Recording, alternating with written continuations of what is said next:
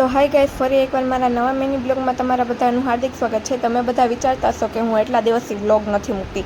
એટલા દિવસથી નહીં, પણ મેં લગભગ 1 મહિનાથી બ્લોગ જ નથી મૂક્યો, કેમ કે તમને બધાને ખબર છે હું 10મું ભણું છું અને મારે બોર્ડની એક્ઝામ હતી। બોર્ડની એક્ઝામ હાલતી હોય એટલે વાંચવાનું હોય અને એમાં આપણાને વ્લોગ ઉતારવાનો ટાઈમ ન મળે અને વ્લોગ એડિટ કરીને મૂકવાનો પણ ટાઈમ ન મળે, કેમ કે નકરું રીડિંગ જ કરવાનું હોય અને પેપર એક દિવસ હોય ને એક દિવસ ન હોય એવું હોય। એટલે આ વ્લોગ પણ છે ને 15 તારીખનો છે, એટલે કે ડુગુના બર્થડેના દિવસનો છે અને હું આજે એડિટ કરીને મૂકું છું। આજે એટલા માટે કેમ કે આજે મારું છેલ્લું પેપર હતું અને પેપર પૂરા થઈ ગયા, એટલે મેં કીધું આ વ્લોગ આપણે એડિટ કરીને મૂકી દઈ। તો અમે ડુગુનો બર્થડે હતો એટલે અમે બધા છે ને બહાર જમવા માટે ગયા હતા। પહેલાં તો આપણે બર્થડે બોયને હેપી બર્થડે વિશ કર્યું અને પછી અમે હોટલની અંદર ગયા। અંદર જઈને જે અમે જમવાનું ઓર્ડર કર્યું હતું એ જમવાનું આવી ગયું અને પછી અમે બધાએ જમી લીધું એટલે મેં મારી ફ્રેન્ડ છોકરીને કીધું હાલ હું તારો વિડીયો ઉતારું, તો એ તો ગાઈઝ પોઝ દેતી હતી।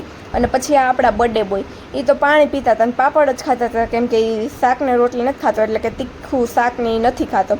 પછી અમે ઘરે જવા માટે નીકળ્યા, એટલે કે હોટલની બહાર ગયા ને તો મારી ફૂઈએ ડુગુને બર્થડે ગિફ્ટ આપ્યું। પછી બધાય કહે છે અમારો એક ફોટો પાડી દે, પણ બધાય ફોટામાં નહોતા આવતા, એટલે મેં કીધું હું તમારો વિડીયો ઉતારી દઉં છું। જ્યારે હું આ વ્લોગ મૂકું ને ત્યારે તમે તમારો વિડીયો જોઈ લેજો, ત્યાં લગીને હું કોઈને મોકલવાની નથી। તો પછી મેં કીધું તમે બધાય તો આવી ગયા પણ અમે ન આવ્યા, એટલે અમે ત્રણેય અલગથી એક વિડીયો ઉતારી લીધો। પછી અમે ઘરે જવા માટે નીકળી ગયા હતા। ડુગુને કીધું ડુગુ લાવ મારે તારું ગિફ્ટ જોઈએ, તો ડુગુ કહી ના ના એ મારું ગિફ્ટ છે, એમ રોવા માંડ્યો। અને પછી અમે બધા ઘરે જવા માટે નીકળી ગયા। હું કાકાની રિક્ષામાં હતી અને પાછળ ફુવાની રિક્ષામાં મારી મમ્મી અને મારા ભાઈ આવતા હતા અને હું આગળ કાકાની રિક્ષામાં હતી। મેં કીધું ડુગુ લાવ ગિફ્ટ જોઈએ, તો એ રોતો હતો।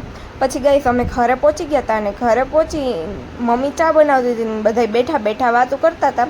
પછી ડુગુનો બર્થડે તો વહી ગયો છે, પણ તોય તમે હેપી બર્થડે કમેન્ટમાં કહી દેજો।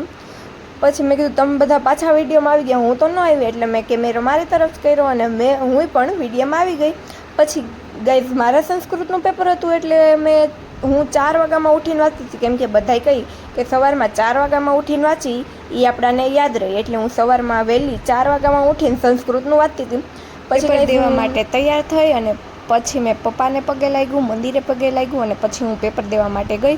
બપોરે હું પેપર દઈને આવીને ખાધું અને થોડીક વાર સૂતી હતી। પછી આ મારી બાજુમાં એક નાની છોકરી છે, એનું નામ ધૈર્યા છે, એને નવા કપડાં પહેર્યા હતા ને એટલે મને બતાવવા આવી હતી। પછી મેં એને થોડાક ફોટા પાડી દીધા અને આગળ એક મારા ફેરવેલનો વિડીયો છે, એટલે કે બ્લોગ છે એ આવશે। આજનો મિની બ્લોગ આવ્યા લગન, જો તમને મિની બ્લોગ ગમ્યો હોય તો લાઇક, શેર અને સબસ્ક્રાઈબ કરજો। Bye bye.